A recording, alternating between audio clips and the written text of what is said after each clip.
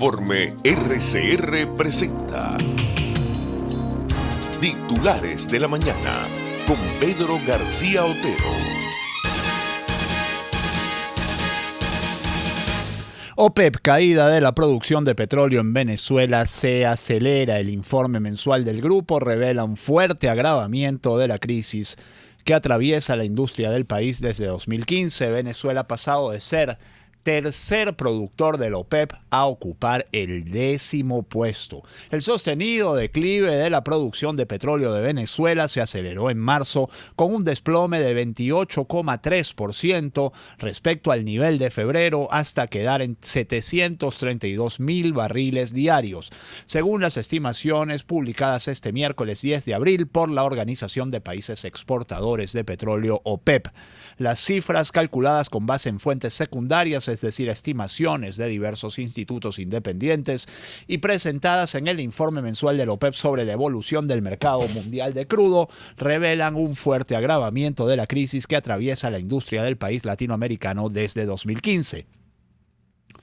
El bombeo venezolano cayó en 289,000 barriles diarios en el plazo de un mes y la producción actual es la más baja en más de 3 décadas, con la excepción del desplome entre 2002 y 2003, cuando una huelga en la estatal Petróleos de Venezuela hundió las extracciones por debajo de los 100,000 barriles diarios durante varios meses.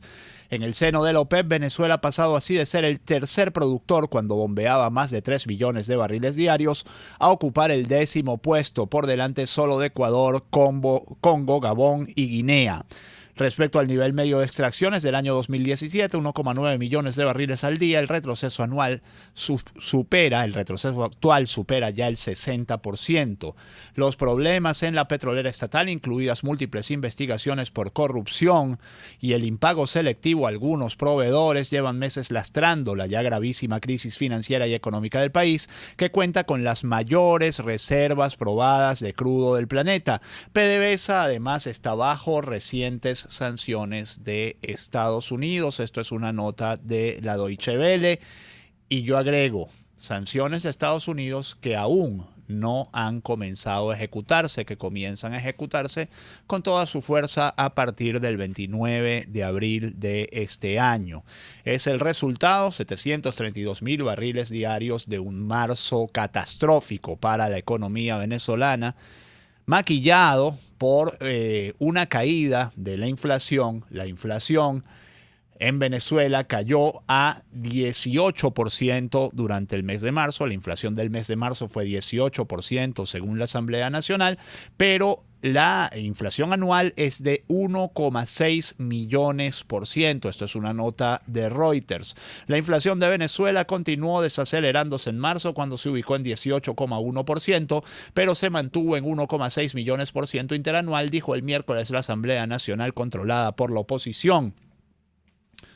La cifra de marzo, un mes en el que el aparato productivo fue golpeado por masivos apagones eléctricos, se compara con el 53,7% de febrero, dijo el diputado y economista Ángel Alvarado en conferencia de prensa. La actividad económica prácticamente no existió durante marzo. El país estuvo paralizado y eso evidentemente afectó la variación de los precios en marzo, agregó el parlamentario, quien recordó que el Congreso hace los cálculos de la inflación y de la actividad económica ante la ausencia de cifras del Banco Central desde hace 4 años. Un Banco Central que, agrego a la nota de Reuters, está cerrado desde hace un mes, supuestamente para sacar las últimas toneladas de oro que hay dentro del instituto emisor. La razón oficial o la excusa oficial es la falta de luz y de agua, pero ya hay luz y ya hay agua y sin embargo, el Banco Central de Venezuela sigue cerrado.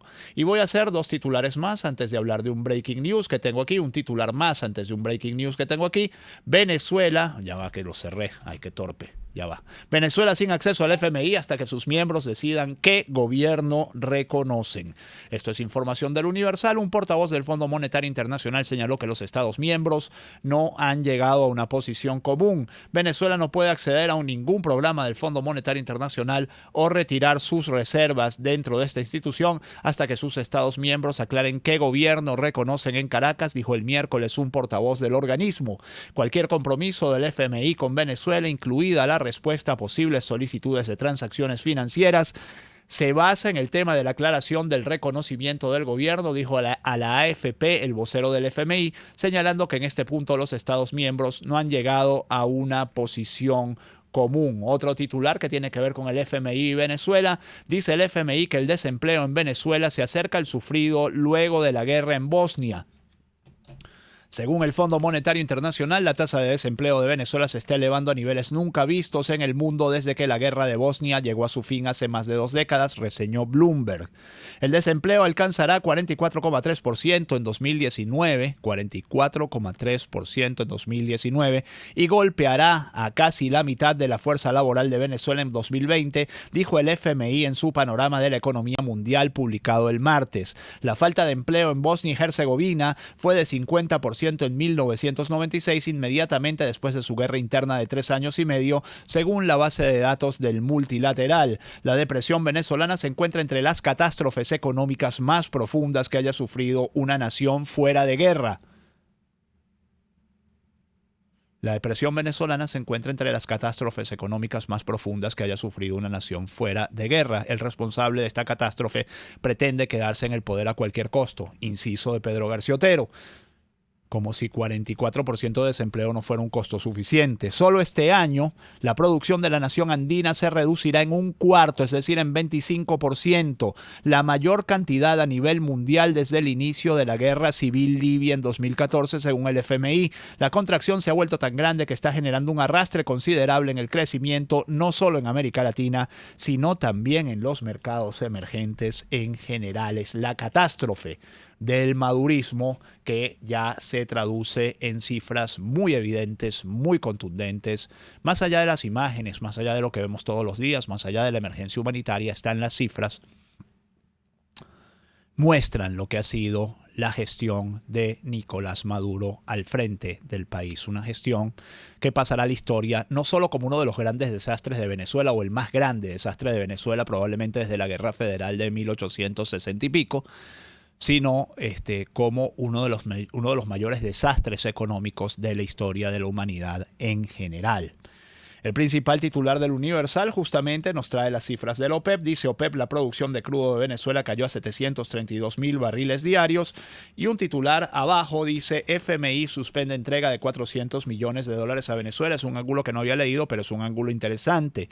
El Fondo Monetario Internacional, porque estos están raspando la olla, están raspando las reservas del Banco Central, están raspando lo que tienen en el FMI, cualquier cosa para sobrevivir un par de meses más. El Fondo Monetario Internacional suspendió al gobierno del presidente Nicolás Maduro el acceso a casi $400 millones en derechos especiales de giro. Derechos especiales de giro son equivalentes a dólares que deposita el país en algún momento en el Fondo Monetario Internacional, luego tiene derecho a retirarlos.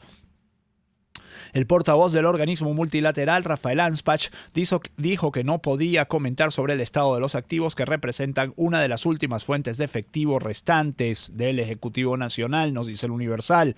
Casi 2/3 de las reservas extranjeras de 9.000 millones de dólares de Venezuela se encuentran representadas en forma de oro. 6:38 minutos, esto es Titulares de la Mañana, ya lo saben ustedes, gente trabajadora de Venezuela, gente madrugadora, esto es Titulares de la Mañana de RCR 750M y estamos con ustedes, Jaime Nestares en la dirección de la estación, Marilia García en la producción, Jackson Vargas en la coordinación de información, César Arteaga en los controles, quien les habla, Pedro García Otero. Les decía que les tenía una breaking news, una noticia de último minuto, y es la detención de Julian Assange, el fundador de Wikileaks, por la policía británica. Ha perdido Assange el asilo en la embajada de Ecuador y ha sido detenido por Scotland Yard. El fundador de Wikileaks fue arrestado este jueves en Londres luego de que las autoridades ecuatorianas invitaran a la policía británica a entrar en la embajada del país sudamericano. Assange estaba refugiado en la legación ecuatoriana desde junio de 2012. Julian Assange, leo Radio France Internacional, fundador del sitio Wikileaks, fue arrestado el jueves en Londres, anunció la policía británica. La policía dice que fue invitada a entrar en la embajada de Ecuador en Londres, que puso fin al estatus de asilo del denunciante. El Ministerio del Interior británico confirmó el arresto. Julian Assange, de 47 años, fue arrestado hoy jueves 11 de abril por agentes del Servicio de Policía Metropolitana en la embajada ecuatoriana, anunció Scotland Yard, explicando que el arresto se realizó bajo una orden de detención emitida en junio de 2012 por no comparecer ante el tribunal. Assange ha sido puesto bajo custodia policial en una comisaría de Londres y será llevado ante el tribunal de Westminster lo antes posible, añadieron las autoridades británicas. 6:40 minutos.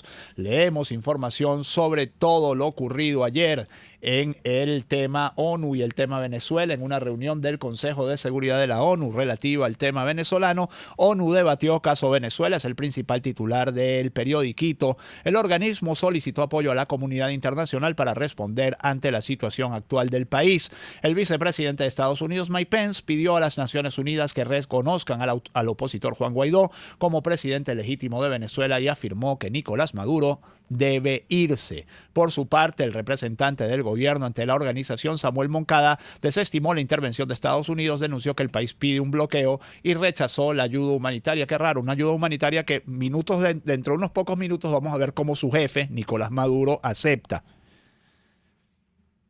Ya les digo, un Nicolás Maduro que está tambaleando y va de error en error. Y las cifras no engañan a nadie. Las cifras, como dicen por ahí, las matemáticas no son una opinión, pues. O sea, lo que acabamos de ver de lo que dice el Fondo Monetario Internacional sobre Venezuela y la OPEP sobre Venezuela, pues nos habla del gigantesco fracaso que ha representado el chavismo, más allá de que sea un fracaso forrado de propaganda, que es lo que es finalmente. El Nacional nos dice Estados Unidos quiere que la ONU reconozca a Guaidó y expulse al embajador de Maduro. Mike Pence, vicepresidente estadounidense, viajó a Nueva York para seguir incrementando la presión diplomática sobre el régimen chavista. Con todo el respeto, señor embajador, usted no debería estar aquí, le dijo Pence a Moncada. Debería volver a Venezuela y decirle a Nicolás Maduro que su tiempo ha terminado, que es hora de que se vaya, dijo Pence al representante venezolano durante una reunión del Consejo de Seguridad. También para que Moncada, y esto es inciso mío, que ha disfrutado tanto de las mieles diplomáticas en Estados Unidos, con sueldos buenos, grandes sueldos en dólares, bueno, vuelva a Venezuela a ganarse $12 al mes, a ver qué tal le parece la revolución bolivariana. $12 con suerte. El vicepresidente estadounidense viajó a Nueva York para seguir incrementando la presión diplomática sobre el régimen chavista, en este caso en la ONU, donde Washington convocó un encuentro para analizar la situación humanitaria en Venezuela.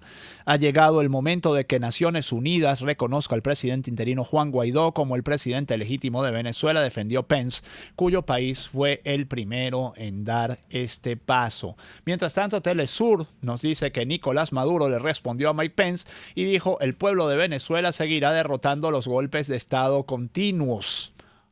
El pueblo de Venezuela seguirá derrotando los golpes continuos y la conspiración, dijo este miércoles el presidente Nicolás Maduro, en respuesta al discurso injerencista del vicepresidente de Estados Unidos, Mike Pence, en el Consejo de Seguridad de las Naciones Unidas. En Venezuela hay un pueblo con dignidad. Hoy el pueblo de Venezuela va a seguir derrotando los golpes continuos, la conspiración permanente y el cambio de régimen que Estados Unidos pretende imponer, aseveró el mandatario. En este sentido, el presidente recordó que este 11 de abril se cumplen 17 años del golpe de Estado contra el líder revolucionario Hugo Chávez, cuando se autoproclamó presidente el empresario Pedro Carmona Estanga y se abolió la Constitución, un guión que ha sido reeditado en la actualidad con el opositor Juan Guaidó y el apoyo de Estados Unidos. Esto, por supuesto, lo dice Telesur. Últimas noticias, órgano de propaganda del Partido Socialista Unido de Venezuela nos dice: Maduro, Venezuela no se rinde.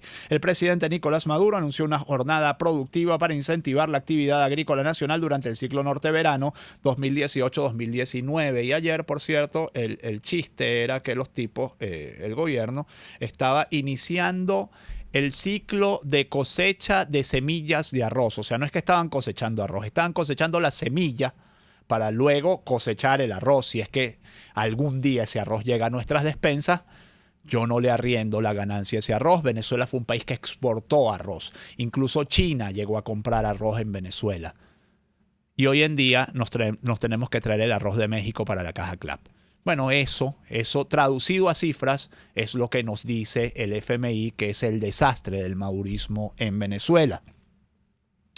Juan Guaidó, quien ayer estuvo en varias zonas de la capital al estilo Drupi, por cierto, comentaba Chuo Torrealba, lo importante que fue la concentración en Caricuao. Creo que Marilia García a las 8 de la mañana también podrá hablar de lo que fue la concentración en la avenida San Martín, que le queda cerca. O sea, estuvo Guaidó moviéndose por toda Caracas, algo que Maduro jamás podrá hacer. Maduro arranca la cosecha de 2019 desde el Palacio de Miraflores. Son las 6:44 minutos, tengo que apurarme para cerrar. Juan Guaidó dice: queremos elecciones libres, pero diálogo nunca más. El mandatario interino reiteró que ha tenido contactos con funcionarios de la Fuerza Armada Nacional Bolivariana en el que le han expresado su descontento por la situación del país. Juan Guaidó, presidente interino de Venezuela, leo El Nacional, realizó un recorrido por el oeste y este de Caracas como parte de la Operación Libertad anunciada este miércoles con el objetivo de exigir el cese de la usurpación. Ya cesó la usurpación en la OEA, pronto cesará en el país. Nuestra lucha es firme y en las calles de Venezuela será hasta que logremos la libertad. No podemos cantar victoria hasta que cese la usurpación y tengamos agua y luz, fue el mensaje del mandatario interino. Por cierto, a las 11 de la mañana está pautado que Juan Guaidó esté en la Universidad Católica Andrés Bello presentando el Plan País a los estudiantes y profesores de esa institución. Les comentaba que Samuel Moncada decía: no queremos ayuda humanitaria. Bueno, escuchen a Maduro. Apoyo toda la ayuda humanitaria que pueda traerse al país por la Cruz Roja y la ONU. El presidente de la República, esto es Panorama, anunció este miércoles 10 de abril que tras una reunión con el presidente del Comité de la Cruz Roja aceptará la ayuda humanitaria liderada por dicho organismo en conjunto con la Organización de Naciones Unidas. Tuve una reunión con el presidente del Comité Internacional de la Cruz Roja que vino a Venezuela y fue atendido en Miraflores. Estuve de acuerdo con él. Llegamos a un convenio de trabajar conjuntamente con los organismos de la ONU para traer a Venezuela todo el apoyo y ayuda de carácter humanitario que pueda traerse respetando la soberanía de nuestro país. Es decir, después de meses negando que en Venezuela hubiera ayuda humanitaria, hubiera una crisis humanitaria, hoy Nicolás Maduro acepta la ayuda humanitaria. Antonio Guterres dice que 7 millones de personas en Venezuela necesitan ayuda humanitaria. No lo dice cualquiera, lo dice el secretario general de la ONU. Estamos trabajando para expandir nuestra asistencia siguiendo los principios de humanidad, neutralidad, imparcialidad e independencia, aseguró el principal vocero de la ONU. El presidente del Comité Internacional de la Cruz Roja, Peter Maurer, aseguró que la organización está en la disposición de atender la crisis de Venezuela y reducir los impactos negativos sobre los ciudadanos y que su primera misión es atender a 650,000 venezolanos en vulnerabilidad. Y para cerrar este bloque de Noticiero Digital, Raúl Castro pidió a los cubanos prepararse para tiempos peores. Raúl Castro invitó a los cubanos a estar preparados para la peor variante de la economía en un momento en que el endurecimiento del embargo de Estados Unidos y los agravados problemas de la balanza de pago ponen en jaque al país.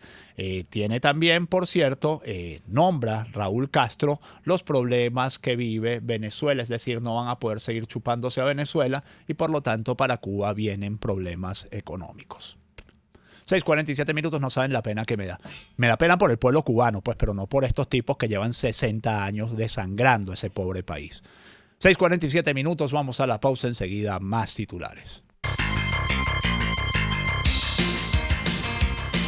Usted escucha Titulares de la Mañana con Pedro García Otero, solo por RCR 750 AM. Sintonícenos a través de Periscope, @RCR750, la radio que se ve. Compuperiquito.com es recarga de cartuchos de tóner y de tinta. Compuperiquito.com es la más alta calidad y el mejor servicio. Compuperiquito.com tiene la solución efectiva para las impresoras de tu empresa. Contáctanos por el 0212-551-9450 y 552-6930. Estamos en la avenida Fuerzas Armadas, al lado de la estación del bus Caracas. Compuperiquito.com, recargamos tus ideas. 0212-551-9450 y 552-6930. Tu vehículo es una de tus propiedades más valiosas. Mantén 100% original tu Chevrolet con AC Parts, donde conseguirás repuestos completamente originales General Motors y AC Delco. AC Parts te envía tu repuesto a todo el país. Estamos en la avenida Washington del Paraíso, a pocos metros de la avenida Páez. Teléfonos 0212-425-3967 y 0212-452-2001. También en Twitter @ACPartes y www.acparts.com.be. AC Parts, partes y piezas 100% originales para tu Chevrolet. Tecnohospitalaria.com les ofrece pastillas potabilizadoras de agua en presentación de 10 unidades. Cada pastilla potabiliza 20 litros de agua y lo protege a usted de gérmenes y bacterias. Además, como siempre, Tecnohospitalaria.com les ofrece material médico, catéteres, sondas, gasas, jeringas, nebulizadores, sillas de ruedas y mucho más. Llámenos al 0212-715-8543. Tecnohospitalaria.com es excelencia en distribución de material médico quirúrgico. Una palabra bien dicha y en el momento oportuno puede hacer la diferencia. Palabras sueltas pueden no significar nada, pero juntas pueden mover el mundo. Palabras más o menos me estás dejando. Descúbralas junto a una periodista intrépida, incisiva y audaz, María Alejandra Trujillo en Palabras más, palabras más, palabras menos. Palabras más, palabras menos. De lunes a viernes, a partir de las 7 de la mañana, por RCR 750 AM. Palabras más, palabras más, palabras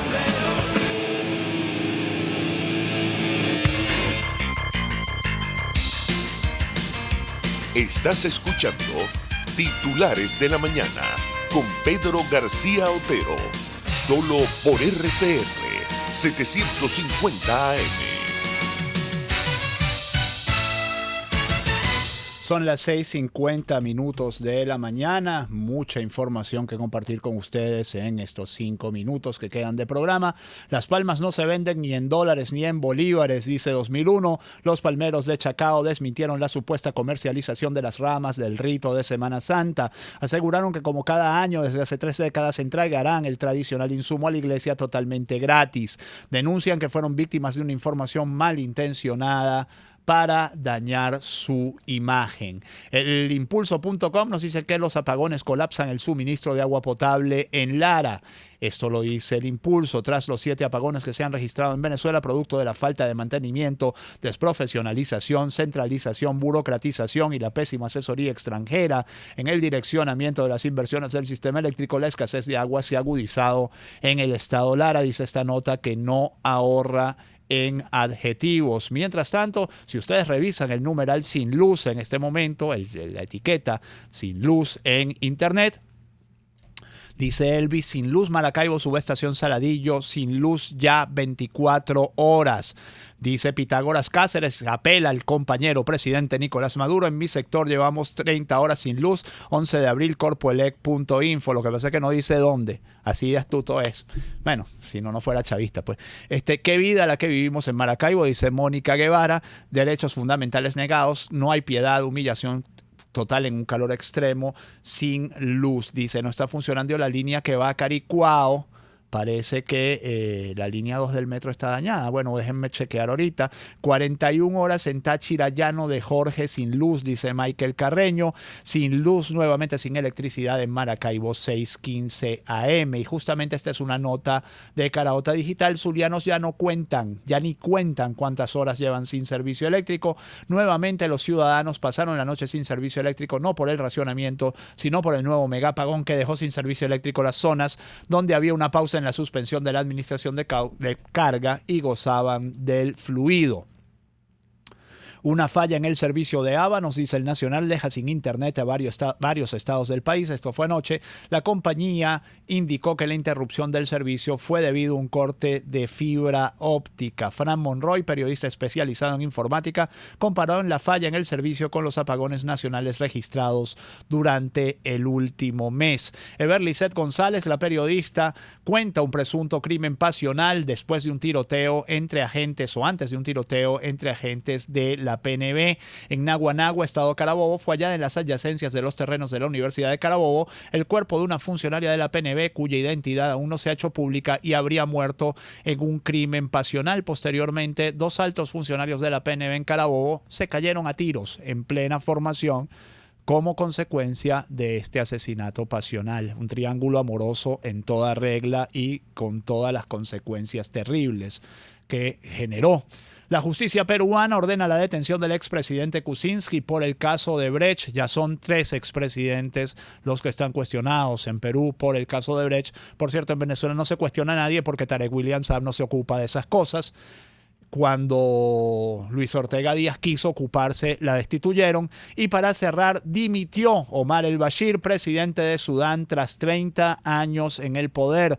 Un modelo para Venezuela, lo apoyaban alternativamente China y Rusia, era un país con mucho petróleo. El-Bashir, un tipo que gobernó con puño de hierro durante 30 años. Las protestas empezaron en diciembre, los militares terminaron apoyando las protestas y cayó muy rápidamente Omar el-Bashir. Para que nos sirva de lección. 6:55 minutos, que este día, 11 de abril de 2019, 11 de abril, ya ustedes lo recordarán, sea todo lo que ustedes esperan de él. Chao. Informe RCR presentó Titulares de la Mañana con Pedro García Otero.